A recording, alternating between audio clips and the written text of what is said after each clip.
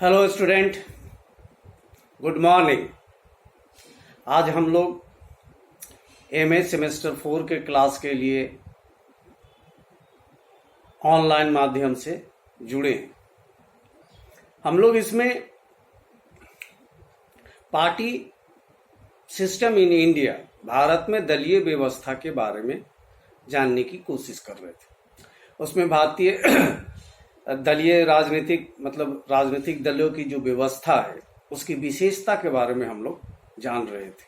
उसमें कई विशेषताएं हम लोगों ने पढ़ा, जिसमें बहुदलीय पद्धति, एक राजनीतिक दल का प्रधानता, दलीय राजनीति, व्यक्तिगत नेतृत्व पर आधारित और दलों में विभाजन,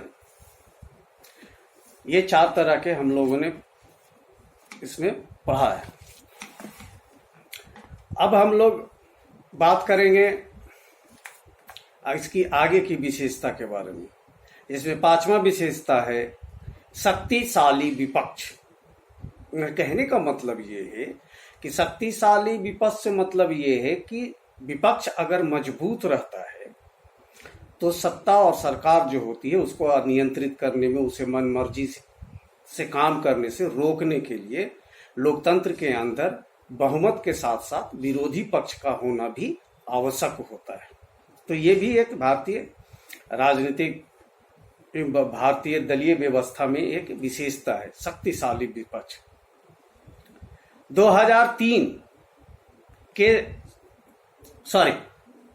1967, 70, 1977, 89 और 1989 से 2003 के समय को छोड़कर भारतीय राजनीति में आमतौर पर विपक्ष कमजोर और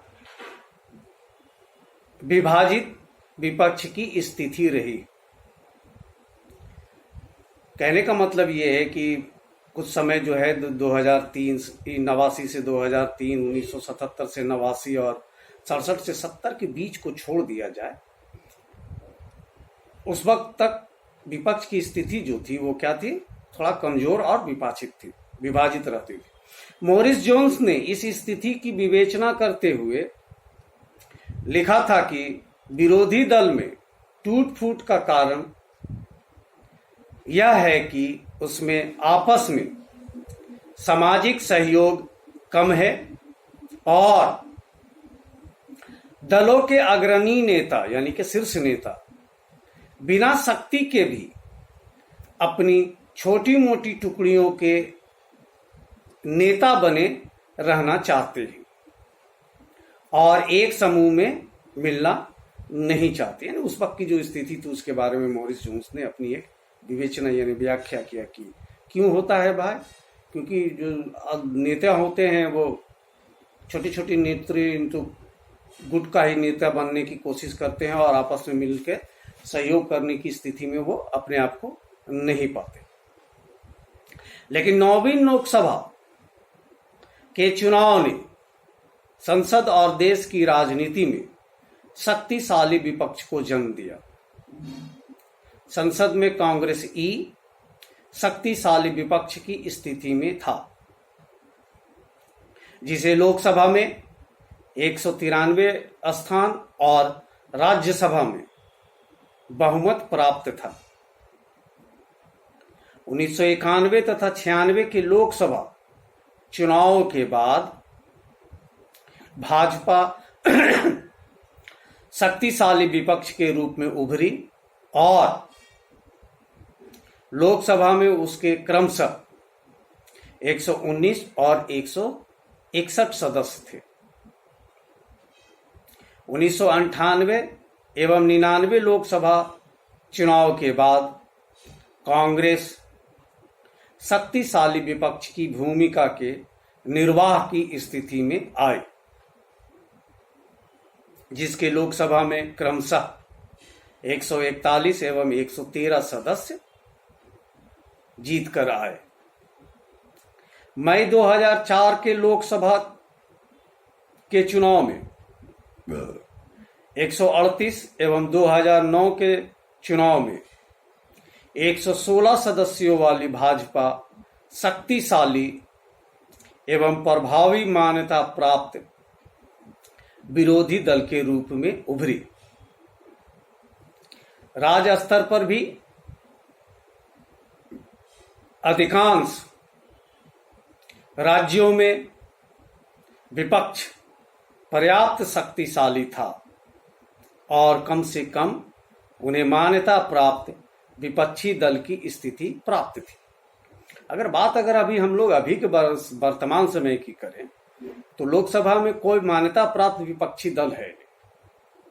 जो हमारी स्थिति है, जो बनावट है, उसमें कम से कम 55 सदस्य होने चाहिए विरोधी दल की मान्यता वाले दल का, तो वो किसी की है। सो कहने का मतलब ये है कि भारतीय दलीय व्यवस्था में एक शक्तिशाली विपक्ष का होना, या ऐसे भी लोकतंत्र में शक्तिशाली विपक्ष का होना अनिवार्य माना गया। तो ये भी एक भारतीय दलीय व्यवस्था की एक विशेषता है, शक्तिशाली विपक्ष। अब इसकी छठा विशेषता के बारे में हम लोग जानने की कोशिश करते हैं। अवसरवादिता की उभरती प्रवृत्ति, है ना, मौका परस्ती, जब मौका मिला इधर से उधर, उधर से इधर, तोड़ फोड़, ये भी एक भारतीय दलीय व्यवस्था की एक विशेषता है। अवसरवादिता की उभरती प्रवृत्ति। भारतीय राजनीति में अवसरवादिता हमेशा से मौजूद रही है और हाल के वर्षों में यह लगातार उग्र रूप ग्रहण कर रही है। रजनी कोठारी के अनुसार व्यक्ति का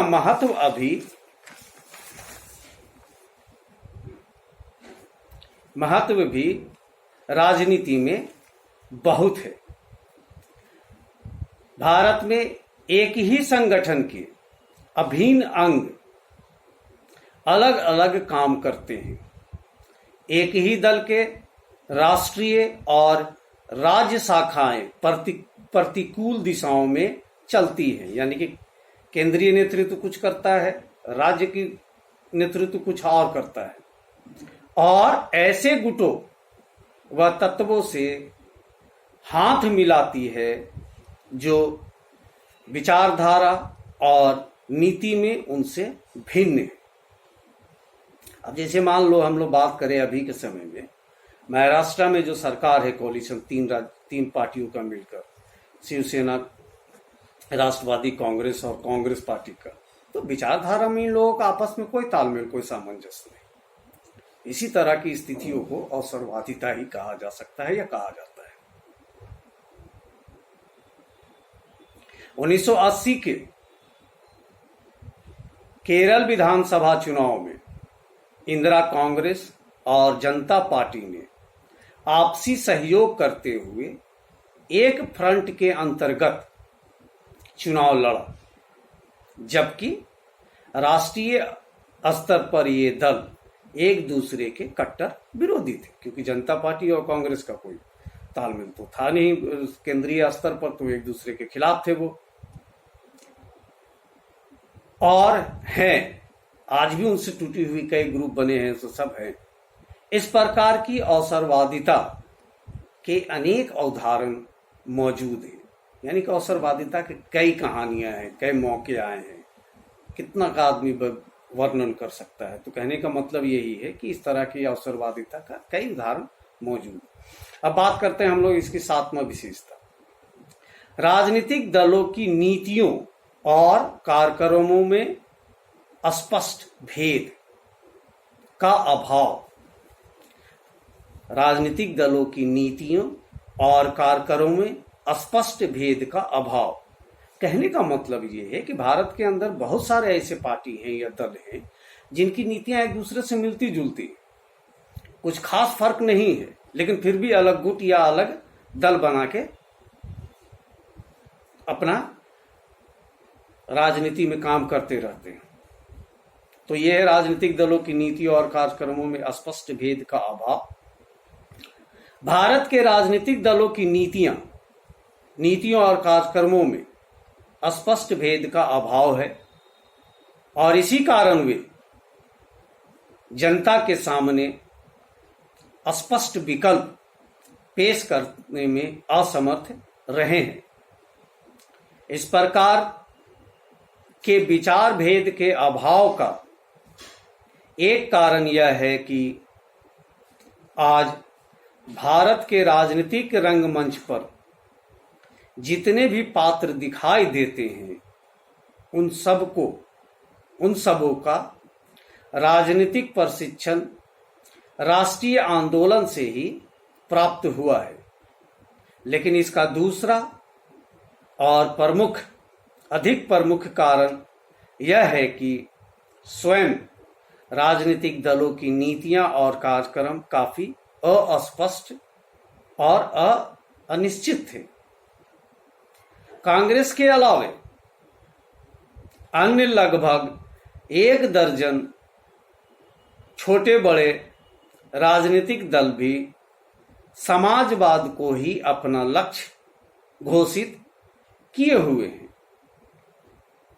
कई राजनीतिक दलों के पास अपना कोई निश्चित कार्यक्रम न होने के कारण उनके द्वारा विध्वंसकारी यानी तोड़फोड़ कार्यों का आश्रय लिया जाता है और विघटनकारी तत्वों को प्रोत्साहित किया जाता है। अब बात करते हैं हम लोग इसकी 8वें विशेषता की, सांप्रदायिक और क्षेत्रीय दल। यानी भारत के अंदर कई ऐसे पार्टी भी हैं जो सांप्रदाय के आधार पर बने हैं और छोटे छोटे क्षेत्रीय दल के रूप में भी। ये भी एक भारतीय दलीय व्यवस्था की एक विशेषता है। भारत में अनेक राजनीतिक दल सांप्रदायिक और क्षेत्रीय आधार पर संगठित हैं या गठित हैं। ऐसे दलों में क्षेत्रीय दलों में अन्ना द्रविड़ मुन्नेन नाम है, AIADM को कहते हैं, अन्ना द्रविड़ मुन्नेन कंडम अन्ना DMK, द्रविड़ मुन्नेन करणम DMK, अकाली दल जो धर्म के आधार पर यानी संप्रदाय के आधार पर बना है, हिंदू महासभा, मुस्लिम लीग, मुस्लिम मजलिस, नेशनल कॉन्फ्रेंस ये क्षेत्रीय आधार पर है, असम गण परिषद, सिक्किम संग्राम परिषद और अन्य दलों का नाम लिया जा सकता है। नागालैंड, मणिपुर, मेघालय, मिजोरम और अरुणाचल प्रदेश में तो नागालैंड लोकतांत्रिक दल और मणिपुर पीपुल्स पार्टी आदि ही प्रभावशाली है। मतलब इन दलों के अपने अपने क्षेत्रों में काफी प्रभाव है और अखिल भारतीय राष्ट्रीय दलों का प्रभाव लगभग नगण्य है उन सब जगहों पर। लोकसभा चुनाव में ये सांप्रदायिक और क्षेत्रीय दल अपनी शक्ति तथा प्रभाव का सीमित ही परिचय ही दे पाते हैं, यानी कि लोकसभा चुनाव में वो ज्यादा असर नहीं कर पाते हैं। लेकिन विधानसभा चुनाव में अपनी शक्ति का असल परिचय देने में सफल रहते हैं। 1989 से 2005 में शिवसेना ने भी अपनी शक्ति में पर्याप्त वृद्धि की, जो कि एक क्षेत्रीय दल है। अब हम लोग इसकी 9वां विशेषता के बारे में जानते हैं, राजनीतिक दलों की आंतरिक गुटबंदी। भारतीय दलीय व्यवस्था की ये भी एक विशेषता है कि आपस में ही गुट बने हुए 1 2 3 4 कई अलग अलग नेता अलग अलग गुट में रहते हैं। तो राजनीतिक दलों की आंतरिक गुटबंदी भारत की दलीय प्रणाली की एक प्रमुख विशेषता विभिन्न दलों की आंतरिक गुटबंदी है। लगभग सभी राजनीतिक दलों में छोटे छोटे गुट पाए जाते हैं। एक वह गुट जो सत्ता में है और दूसरा गुट असंतुष्ट गुट, यानी कि पार्टी के अंदर ही जो लोग सत्ता में यानी कि मंत्रिमंडल वगैरह में शामिल है वो, और एक जो उनसे नाराज है उसको कह रहा है असंतुष्ट गुट।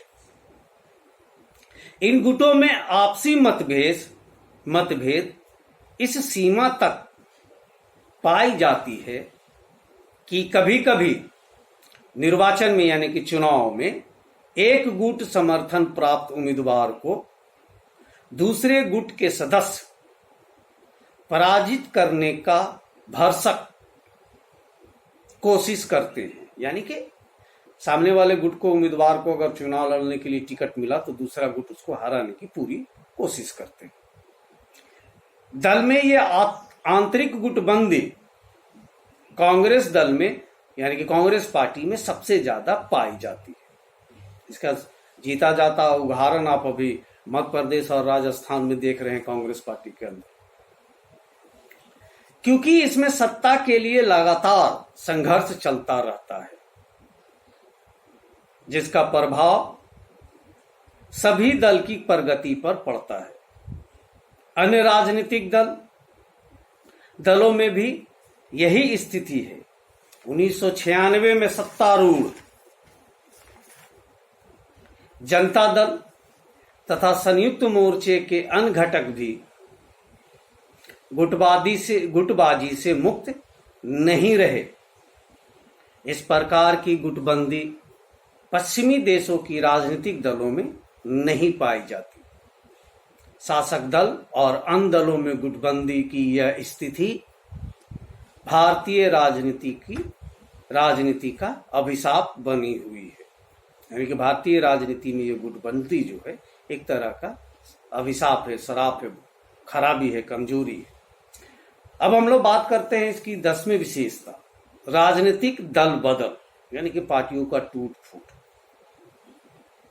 भारत में दल बदल की स्थिति हमेशा से मौजूद रही है, लेकिन 1967 से 1970 के वर्षों तक यह प्रवृत्ति बहुत अधिक भीषण रूप में,